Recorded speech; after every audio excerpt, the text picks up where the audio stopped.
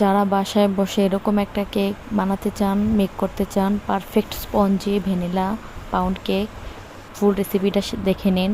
এখানে আমি 1 কাপ পরিমাণ ময়দা দিয়ে দিলাম, তার পরিমাণে 1 চা চামচ বেকিং পাউডার,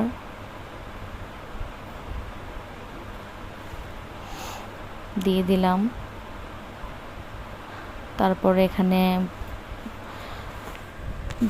2 টেবিল চামচ কর্নফ্লাওয়ার মিশিয়ে নিলাম।